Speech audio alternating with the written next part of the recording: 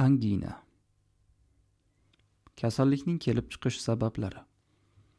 Inson tomog'idagi bodomsimon bezlarning muzdek suv ichish yoki boshqa sovuq narsalarni yeyish oqibatida yallig'lanishida nafas olish og'irlashadi. Tomoqdan ovqat, suv yutish qiyinlashadi. O'z vaqtida davolanmasa bezlar shishib, hattoki yiringlab ketishi mumkin. Nafas yo'llari berkilib, tomoq bo'g'ilib qolishi ham mumkin. Kasallikni davolash usullari. Namatak o'simlikning mevasi bodomsimon bezlarning taqilmalarini ochadi. Shishlarga davo sifatida damlab ichiladi. Mavrak, shalfey. Bodomsimon bezlar yallig'langanda, shishganda mavrak o'simligini yer ustki qismi va gulidan tayyorlangan damlama ishlatiladi. Damlamani tayyorlash uchun bir choynakka o'simlikning yer ustki qismi va gulidan bir osh qoshiq solib, ustiga 2 stakan qaynab turgan suv quyilib, 2 soat damlab qo'yiladi. So'ngra uni dokada suzib og'iz chayiladi. G'arg'ara qilinadi. Bu damlamadan kuniga 6-8 marotaba foydalaniladi. Tirnoq gul.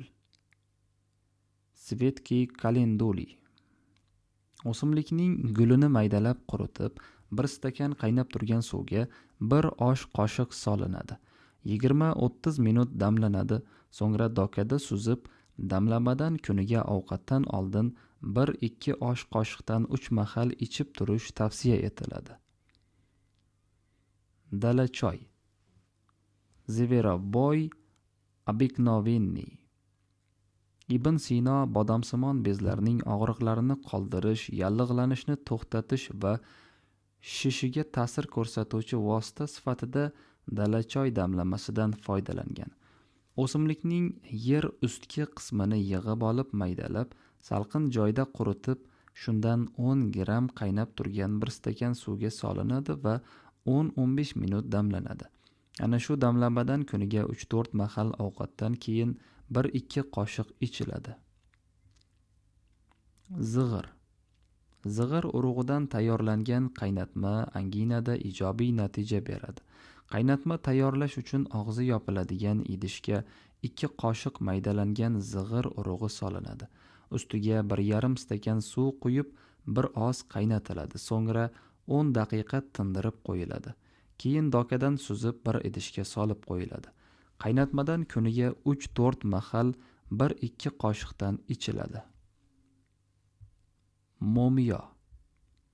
Qadim zamonlardan beri xalq tabobatida juda ko'p kasalliklarga qarshi davo sifatida qo'llanilib kelingan, lekin ko'pchilik odamlar momiyo to'g'risida hech narsa bilmaydilar. Ba'zilar esa momiyo faqat suyak singanda ishlatiladi xolos deb o'ylaydilar. Momiyo tabiatning ulkan kashfiyoti. Davo xususiyatlari ko'lami juda keng, tabiiy antibiotik hisoblanadi. Momiyo organizmdagi kasallikni o'zi topib oladi va shu kasallikning tuzalishiga shifo bo'ladi. Momiyo tarkibida 28 ta kimyoviy element, aminokislota, bir qator darmondorilar, efir moylari, asal, ari, zahari va boshqa moddalar bo'lib, u 100 dan ortiq kasallikka davodir. Tomoq og'rig'ida momiyodan 0,2-0,5 gram ertalab va kechqurun sut asal bilan ichib turish tavsiya etiladi. Xitoylik bashoratchilar tomoq og'rig'ida 30% limon kislotani og'izga olib har soatda g'arg'ara qilishni buyurishgan. Agar limon kislota bo'lmasa, limonni o'zini po'stidan tezlab bo'lakchalarga bo'lib, birin-ketin til oxiriga tomoqqa yaqin qilib qo'yiladi. Ozgina ushlab turib, keyin yutib yuboriladi. Xalq tabobatida tomoq og'rig'i kasalligi boshlanishi bilan tozalangan kerosinni paxtaga shimdirib, tomoqdagi bodomsimon bezlarni har yarim soatda bir kun artib turish tavsiya etilgan. Agar kasallik o'tib ketgan bo'lsa, bezlar yiringlagan bo'lsa, kerosin ishlatishga yo'l qo'yilmasin.